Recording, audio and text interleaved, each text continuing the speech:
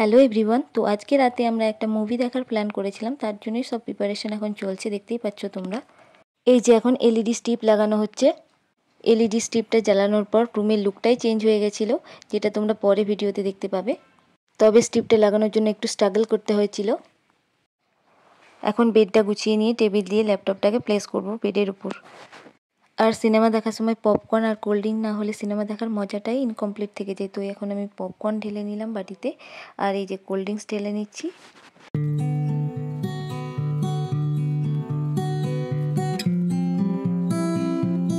আর এই যে উনি এখন দেখছেন কোন সিনেমাটা দেখা হবে। তো অনেক খোঁজাখুঁজির পরে আমরা একটা ডিটেকটিভ সিনেমায় সিলেক্ট করি দেখার জন্য। এই রাত্রিবেলা ওনার আবার রূপচর্চা করার মুড হয়েছে, তো এখন উনি পিল অফ মাস্ক লাগিয়ে সিনেমা দেখতে বসেছেন।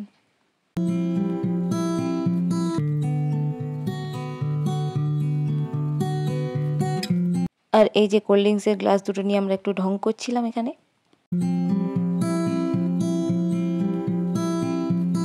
দেখো তোমরা দেখতেই পাচ্ছ, মুভি দেখা শুরু হতে না হতেই আমাদের এক প্যাকেট পপকর্ন শেষ হয়ে গেছে। এখন আবার নেক্সট প্যাকেটটা ঢালা হচ্ছে, এটাও কিছুক্ষণের মধ্যে শেষ হয়ে যাবে। সবে 18 মিনিট 37 সেকেন্ড মুভি দেখা হয়েছে, এতেই আমাদের এক প্যাকেট পপকর্ন শেষ হয়ে গেছে। দেখো নেক্সট প্যাকেটটাও অলমোস্ট শেষের দিকে, কোল্ড ড্রিঙ্ক শেষ হয়ে গেছে। এরকমই হয় হলে যখন আমরা সিনেমা দেখতে যাই, তখনও এরকম হয়, মুভি শুরু হতে না হতেই আমাদের পপকর্ন শেষ হয়ে যায়। সবে 31 মিনিট 45 সেকেন্ড মুভি হয়েছে, আর আমাদের পপকর্ন কোল্ড ড্রিঙ্ক সব শেষ হয়ে গেছে। যাই হোক, এখন খালি মুখে মুভি দেখতে হবে আর কি।